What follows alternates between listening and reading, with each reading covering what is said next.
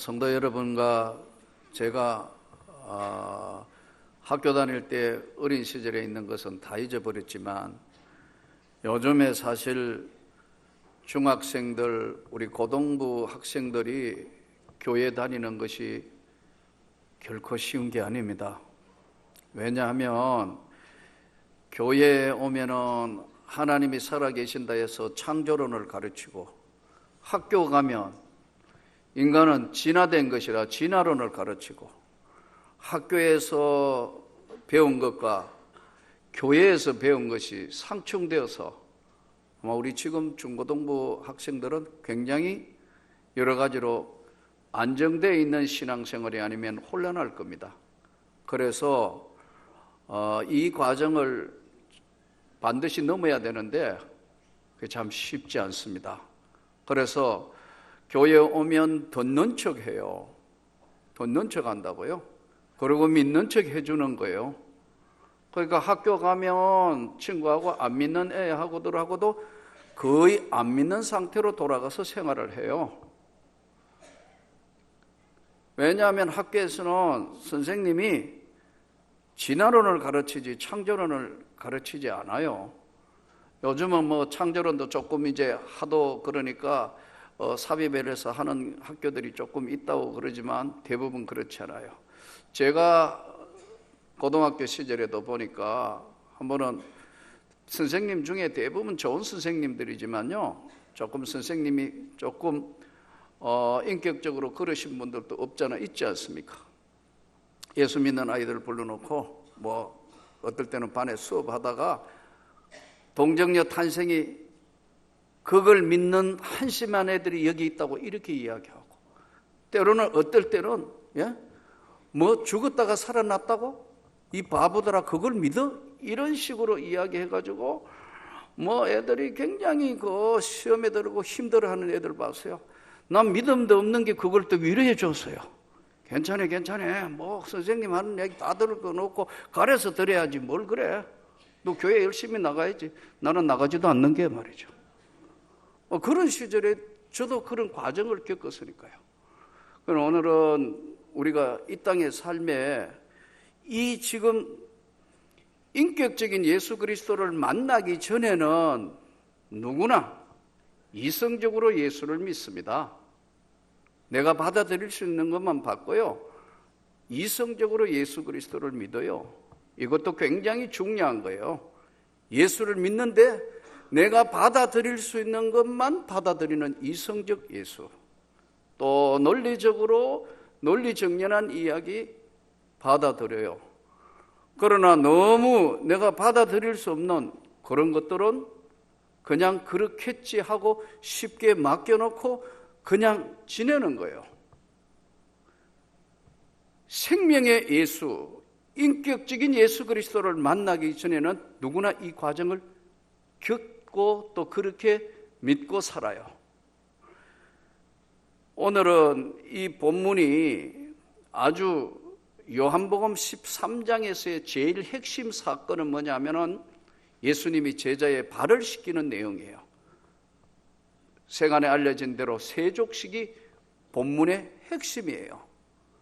근데 이제 예수님이 배에 물을 떠놓고 수건을 배에 두르시고 제자들에게 발을 씻기려 하니까 제자들이 당황해서 얼마나 놀랐겠어요. 베드로는 아니 제 발은 못 씻깁니다. 절대로 발 못 씻습니다. 예수님이 네가 발을 씻지 않고 그러면 나하고 아무 상관이 없다, 그렇게 말씀하죠. 그러니까 이 단순하고 감정적이고 이런 이 베드로는 그러면 목욕을 시켜주시다. 아예 그냥 한번 목욕한 사람은 또 할 필요는 없고 발만 씻으면 돼. 한번 하나님 앞에 은혜를 받고 새로워진 사람은 삶에 있어서 또 넘어지고 시험 들고 깨어지고 아픔에 고통이 있다 해도 그거 다 다시 하는 것이 아니고 한번 구원은 영원한 구원이야. 그러니까 회개하며 발 씻으면 돼, 이 말씀이에요. 아주 쉽게 이야기하면. 그렇지만 다 여기 선택받고 구원받은 것은 아니야. 그 중에 누가 하나가 나를 팔게 될 거다고 예수님이 말씀을 합니다. 예수님이 이 말씀을 하시고 이 중에 하나가 나를 팔리라 이렇게 하니까 괴로워 이 말씀을 하시고 증언하시되 내가 진실로 너희에게 이르니 너희 중에 하나가 나를 팔게 될 거다 이렇게 말씀하셨어요. 그러니까 제자들이 얼마나 궁금하겠어요. 누가 예수님 팔아먹냐? 누굽니까 도대체? 그러니까 예수님이 말씀하시는 게 어떻게 되는 거예요? 누가 파는 겁니까? 궁금하잖아요. 자기 중에 있다고 그렇게 생각하니까 누구냐고 그럽니다. 이때 누구에게 대하여 말씀하시는지 의심하더라. 예수님이 잘 모르시는 것 같아서 하셨는가? 의심하더라는 거예요. 그런데 예수의 제자 중에 하나가 그가 사랑하시는 자가 예수의 품에 의지하여 누웠는지라. 이게 누구냐 하면 요한이에요. 요한이는 굉장히 여성적이에요. 요한이는 이 요한복음 주제가 사랑이에요. 그리고 요한 1서, 요한 2서, 요한 3서가 다 사랑이에요. 주님을 사랑한 사람이 이야기해요. 그리고 요한은 가장 오래 살았습니다. 마지막 끝까지 예수를 지키고 예수 그리스도가 십자가에 돌아가시고 부활하셨다는 걸 증언한 것 때문에 로마가 지배하던 그 시대의 반역죄로 저 지중해에 있는 에게해라는 한 섬의 반모아라는 섬으로 정치범 수용소에 잡혀가는 겁니다. 얼마나 황당했겠어요. 너무 고통스러워서 하나님 앞에 구하고 기도하는 그때 하늘이 열리면서 내려주신 말씀이 요한계시록입니다. 지금 현재 세계와 장차 올 세계를 요한의 눈을 열어서 하나님의 말씀이 쏟아진 게 그게 요한계시록이에요. 요한이는 굉장히 여성적이며 사랑이 많아서 최후의 만찬에도 예수님 품에 이렇게 기대어 있는 그림이 나온 게 그게 요한이에요. 요한이가 항상 예수님 품에 기대어 있으니까 예수님하고 요한이하고는 가깝잖아요. 그러니까 베드로가 오늘 본문에 시몬 베드로가 24절에 머리짓을 하여 말하되 말씀하신 자가 누구인지 말하라. 머리짓을 하여. 이 딱 맞는지는 모르겠습니다. 요한한테 사인을 하는 겁니다. 베드로가 예수님한테 너 이야기가 하라 이거예요. 왜 우리 바디 랭귀지 이 맞는지 모르겠어요. 이 내 지금 하고 있는 게 야, 그거 좀 뭐 누군가 확실하게 누구야? 베드로는 왜냐하면 혹시라도 덤벙거리는데 자기가 그렇게 될까 싶어서 그런지는 모르겠어요. 이야기하라고 누구냐?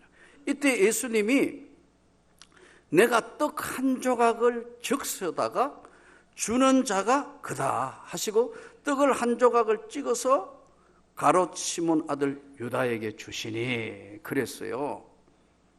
그러면 이제 가롯 유다다 하고 다 알아야 되지 않나요? 그런데 아무도 모르는 거예요. 근데 여기 적셔다가 하는 떡이 우리로 얘기하면 빵이거든요. 떡을 적셔다가 왜 그렇죠? 팔레스타인에는 습도가 없이 아주 건조합니다. 그러니까 밀가루로 빵을 만들어 놓으면 바삭바삭해진단 말이에요. 그러니까 항상 음식을 먹을 때는 초에서 찍어 하고 또는 감람류에 찍어서 하기도 하고 올리브에 찍기도 하고 꿀에 찍기도 하고 지금 이 본문으로 봐서는 정확하게 뭐로 찍었는지는 모르겠어요.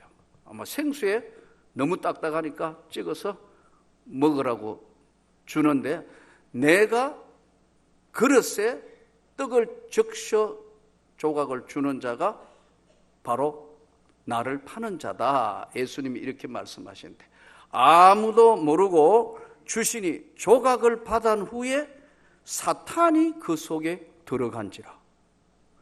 받았는데 사탄이가 그 안으로 들어갔다. 예수께서 유다에게 이르시되 내가 하는 일을 속히 너 할 일 해라. 그러니까 제자들은 명절이니까 예수님이 뭐 가난한 사람에게 나눠주라고 뭐 돈깨를 맡은, 우리로 얘기하면 회계를 맡은 사람이니까 그거 뭐 사서 가난한 사람에게 나눠주라 하시는 얘기로 알아듣는 거예요, 제자들은. 이때 명절에 우리가 설 물건을 사라 하시는지라 혹 가난한 자들에게 무엇을 주라 하시는 말씀인 줄로 생각하더라. 유다가 그 조각을 받고 곧 나가니 밤이르라. 요한복음 13장의 핵심이 세족식인데 이 발을 시키시는 건데요. 근데 이 본문 앞에 13장 2절에는 성경에 이렇게 13장 2절에 이렇게 기록되어 있어요. 마귀가 벌써 시몬의 아들 가룟 유다의 마음에 예수를 팔려는 생각을 넣었다 그랬어요. 여러분, 이 사탄이, 눈에 보이지 않는 사탄 마귀는 제일 첫 번째 공격하는 무기의 장소가 어디냐면 생각을 점령해 옵니다. 딱 생각을 점령해 하면 얼굴이 굳어져 있어요. 이거는요, 잘못하면 속습니다. 그러니까 사단이가, 마귀가 딱 첫 번째 점령하는 장소가 생각입니다. 부정적인 생각하게 하고, 불평하는 생각하게 하고, 근심 염려하게 하고, 한순간에 은혜를 차단해 버립니다. 집요합니다, 여러분. 사탄이도 마귀도 집요하게, 예수님에게도 달려드는 마귀가 집요하게 공격한다고요. 이길 수 있는 방법은 마귀의 역사가 있다는 것을, 이거 마귀 역사구나 알면 80%는 이미 끝난 겁니다. 항상 모르고 당합니다. 모르고 당해요.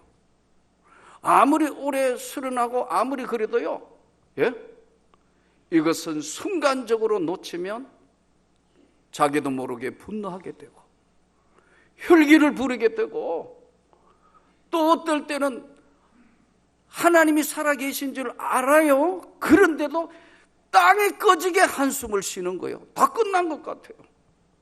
그래서 몸껴져서 자살도 하고, 그 스트레스가 너무 강해서 다 집어치워버리라, 내려놔, 너 아무것도 할 수 없잖아, 이래서요 병은 더 깊어가는 거예요.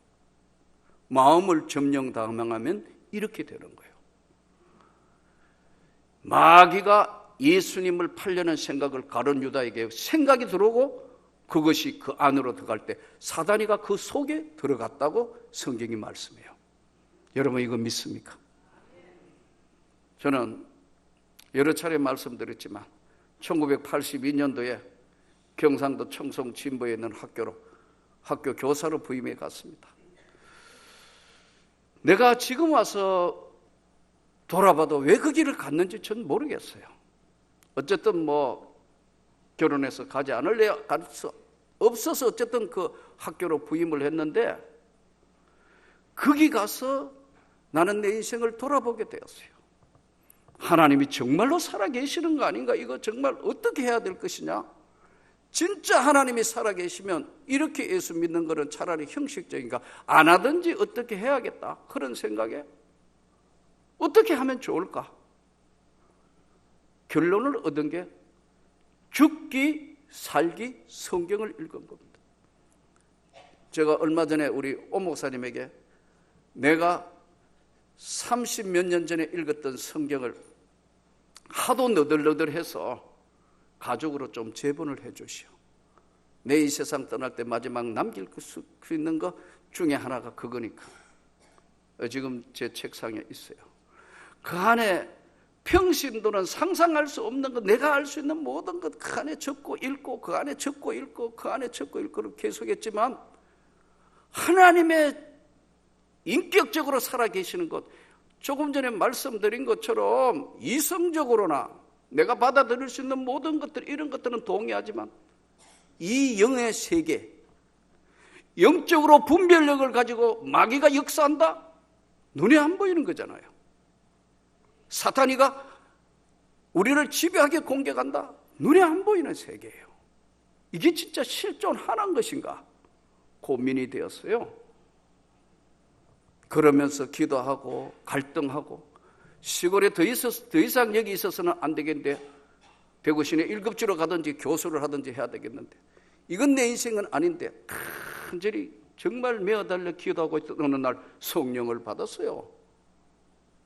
둘째 날을 제가 간정책에도 썼지만 학교 출근했는데 강력한 성령이 나를 붙들으니까 자살 소리가 들리더라고. 교무실에 앉았다가 밖으로 나갔다. 소리 들리는데 가니까 중고 병설 학교예요. 학생 수만 1080명이에요. 적은 학교가 아닙니다, 여러분. 소리 나는 쪽으로 쫙 오른쪽으로 가니까 중학교 1학년짜리. 1학년 끝내고 그때가 봄방학이니까 2학년 올라가기 직전의 아이인데 문을 착 여니까 저쪽 중간쯤에 앉은 여자 중학교 학생 등에서 소리가 나는 거예요. 자살. 여러분, 이게 이해가 돼요? 너무 놀래가 가니까 선생님이 아침 조회 시간이니까 당황해서, 제가 그때 직책이 학생과장이었어요. 문을 열고 들어가니까 왜 그러세요? 그러니까 잠깐만요. 그 아이 앞에 와가 단독직입적으로 묻는 거예요. 왜 자살하려고 그래? 왜? 막 우는 거예요. 같이 사귀던 여학생 하나가 이제 너하고 그만 사귄다 하는 바람에 이게 말이 돼요? 자살하려고 농약 준비해놨는데 그걸 알게 하시는 하나님. 연락해가지고 동네, 그때만 전화가 없을 때니까 동네 이장이 이 해가 농약 찾고 애는 울고, 그 엄청난 일들이 벌어지니까 와, 이거 내 힘으로 어떻게 할 수 없는 강한 힘이 나를 붙들기 시작할 때 나는 그 밤에 하나님 앞에 엎드려 한없이 울은 거예요. 잘못했습니다, 하나님. 나같이 부족하고 나같이 모자라는 거, 내 영혼에 강력한 음성이 들리는 거, 너는 내 일을 해라. 너는 내 일을 해라. 못합니다, 하나님. 난 믿음도 없고 대를 믿는 가정도 아니고 온 집안 예수 안 믿는데 내가 무슨 죄를 못해요, 주님. 아니야, 내가 너하고 함께하마. 어떻게 할 방법이 없었어요. 못합니다, 하나님. 아니야, 너 세상 살 날이 많을 텐데 진짜 너 필요한 거 있으면, 너가 똑바로 행동한다고 생각하고 진짜 필요한 거 있으면 내가 네 기도 들어주마. 그래서 다 중단하고 아내를 설득하여 이 길을 걸어왔어요. 그러한 나도 어떨 때는 잠깐 이 사탄의 역사, 마귀의 역사 잡히면 내 얼굴이 굳어지고, 어떨 때는 소리도 지르고, 어떨 때는 혈기도 부리고, 30년을 목회한 입장인 내 입장이 어떨 때 땅이 꺼지도록 한숨 쉬는 내 모습을 볼 때마다 아직도 멀었구나. 그래도 위로받는 게 있어요. 바울 사도하고 바나바도 격렬하게 싸우는 거 보니까 나는 그 정도는 아니까 그래도 주님이 나를 용서해 주시는구나. 여러분, 부부 싸움에도 곧 같이 회개하기를 바랍니다. 부족한 것, 모자라는 것, 앞길이 캄캄해가 다 끝났다 해도 절대 그렇지 않습니다. 여러분, 똑똑한 사람이 세상을 바꾸는 게 아닙니다. 지식이 있고 돈 많은 사람이 세상을 바꾸는 게 아니에요. 말 많은 사람들이 세상을 바꾸는 게 아닙니다, 여러분. 기도하는 사람이 세상을 바꾸는 겁니다. 마가복음 11장 17절에는 내 집은 만민이 기도하는 집이라고 말씀해요. 그러니까 이 사탄을 이길 수 있는 능력과 힘은 기도하는 것밖에는 방법이 없어요. 그래서 하나님의 은혜에 여러분과 제가 잡혀 있을 때만 이기는 거예요. 주님 앞에 주님을 똑바로 보고 있는 시선을 잠깐만 딴 데 보면 나는 시험에 들 수 있고, 나는 넘어지기도 하고, 여전히 세상 근심, 염려, 걱정 때문에 내 마음은 아프고, 스트레스 때문에 위가 탈나기도 하고, 약을 먹어도 잠을 들 수 없는 이것은 바로 사단이가 생각을 공격을 하는 거예요. 계속 공격을 하기 때문에 지배합니다, 여러분. 믿음으로 이기기를 축복합니다. 이길 수 있는 것은, 여러분, 이길 수 있는 것은 다른 방법이 없어요. 믿음으로. 오직 믿음으로, 기도로, 순종으로만 이기는 겁니다. 내 것이 아닌 하나님의 권세와 능력으로 이기는 것이 신앙생활이지, 내 방법으로 계속해서 믿는다면 그것은 아직도 이성적 수준에 머물 수밖에 없어요. 사람들에게 중요한 건 경험입니다.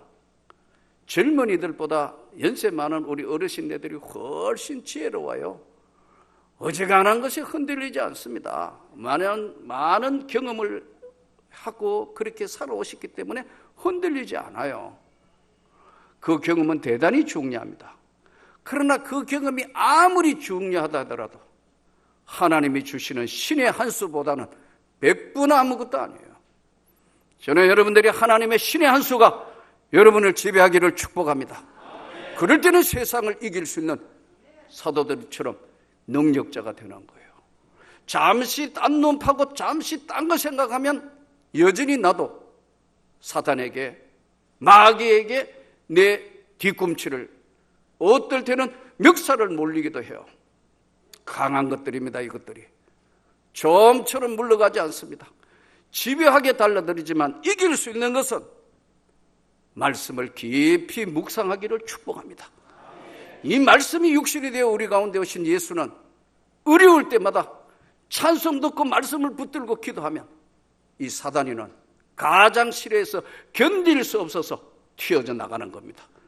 눈으로 튀어나오고, 코로 튀어나오고, 귀로 튀어나오고, 모든 것에서 한 길로 왔다가 7길로 물러가는 줄 믿습니다.